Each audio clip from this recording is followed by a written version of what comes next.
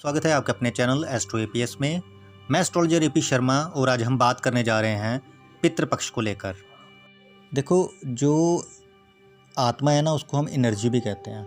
हमारा सोर्स भी एनर्जी है, हम भी एनर्जी है और हमें जीने के लिए एनर्जी की ज़रूरत रहती है। और वो एनर्जी हमें मिलती है फूड से। फूड से ही हमारी बॉडी की ग्रोथ होती है। अगर मैं इस तरह से कहूँ कि जीने के लिए जो सबसे ज़्यादा ज़रूरी है, तो सबसे ज़्यादा ज़रूरी क्या है? फूड। और फूड से इम्पॉर्टेंट कुछ भी नहीं है। और फूड जो है, इसमें टेस्ट्स हैं। ये क्योंकि हम खाते हैं तो हमें डिफरेंट टेस्ट जो हैं, इनसे हमें डिफरेंट टेस्ट का अनुभव होता है जब हम इसको खाते हैं। और हमें एक सुख की अनुभूति प्राप्त होती है। भाई हमें खाना खाते हैं और हमें एक संतोष सा फील होता है, क्योंकि खाना खा के हमें एनर्जी मिलती है हमें। तो इसलिए शास्त्रों में कहा गया हुआ है कि जो पितर हैं हमारे, उनको सेटिस्फाई करने के लिए उनके लिए 15 दिन जो हैं साल में रख लो, जो फिक्स किए गए हुए हैं, सिर्फ पितरों के लिए किए गए हुए हैं। और उनमें पितरों को सेटिस्फाई करने के लिए, उनको खुश करने के लिए हम लोग श्राद्ध जो हैं इस तरह ये करते हैं। और जो थाल सजाई जाती है, उसमें जो 5 जो टेस्ट होते हैं ना, उनसे रिलेटेड फूड जो है रखा जाता है। जैसे उसमें मीठा भी रखा जाता है, जैसे खीर होगी, उसमें खट्टा भी रखा जाता है, जैसे दही हो गया। वैसे ही थोड़ा तीखा खाना, इस तरह से 5 टेस्ट जो हैं उसके अंदर रखे जाते हैं। और ये एक ब्राह्मण को परोसे जाते हैं, क्योंकि ब्राह्मण जो है बृहस्पति को डिनोट करता है। और दूसरी चीज़ ये होती है, जब खाना खा लेता है इंसान, तो एक छठा टेस्ट भी होता है, जो हमें पान से या सुपारी से प्राप्त होता है, या आंवले में वो चीज़ होती है। लोग आंवले की चटनी बना कर रख देते हैं खाने के साथ। और ये इसलिए दिया जाता है ताकि खाना भी अच्छी तरह से हजम हो जाए।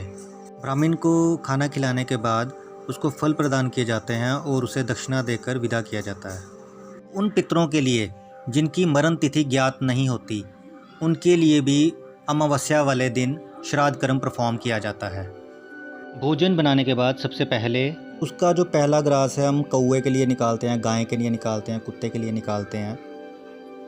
और उस दिन जो हमारे गोत्र के जो ऋषि होते हैं, हम उनको भी याद करते हैं और मंदिर में जाते हैं। और जो हमारे गुरु हैं, हम उनका भी ध्यान कर, जिससे ये जो पितर हैं, ये जो पितृ दोष है, इससे हमें शांति प्राप्त हो। तो क्योंकि ये हर रेमेडी का जो होता है एक एक्सपायरी डेट भी होता है, तो इसलिए क्योंकि पितृदोष जो होता है ना, 90% कुंडलियों में होता है, हर कुंडली में मैक्सिमम ये देखा जा सकता है। इसीलिए जो है कि हमारे पूर्वज जो थे, ऋषि मुनि थे, उन्होंने फिक्स कर दिया कि साल में कुछ दिन जो है हमने पितरों के नाम पे निकालने हैं, जिससे कि हमारी जो ग्रोथ है उसमें कोई इफेक्ट ना आए। क्योंकि ये लीने चलती है, ये हेरिडिटरी जो हमारे डीएनए है उसके साथ साथ चलता है ये पितृदोष जो होता है। और ख़ासकर जो परिवार का पहला बच्चा होता है, उस पर इसका इफ़ेक्ट ज़्यादा देखा जा सकता है। और उसके कारण वही होता है कि जॉब नहीं लगती, जॉब में प्रॉब्लम, या फैमिली में प्रॉब्लम आ जाती है, या बच्चा पैदा करने में प्रॉब्लम आ जाती है। तो इस तरह के जो, या बीमारी लग जाती है, तो इस तरह की प्रॉब्लम जो है अक्सर हमें लाइफ में देखने को मिलती है।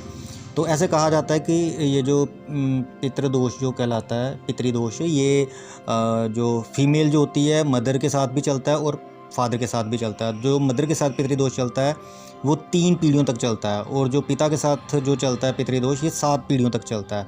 तो इसका इलाज वैसे देखा जाए तो ये परमानेंट इसका इलाज कुछ भी नहीं है। इसीलिए हमारे संस्कारों में ये बताया गया हुआ है कि हर साल जो है पितरों के लिए हम खाना जो है उनके नाम पे निकालें और किसी ब्राह्मण को उसका दान करें। ये मान्यता है कि इन 15 दिनों में पितृ जो हैं हमारे घर में विज़िट करते हैं। और यदि ये कर्म जो है अगर पूरे भाव से किया जाए तो इसका इफ़ेक्ट मिलता है। इसलिए हर साल पितृपक्ष के दिन पितरों के लिए श्राद्ध जो हैं इसको ज़रूर परफॉर्म करें।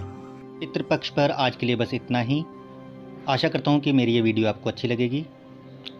धन्यवाद।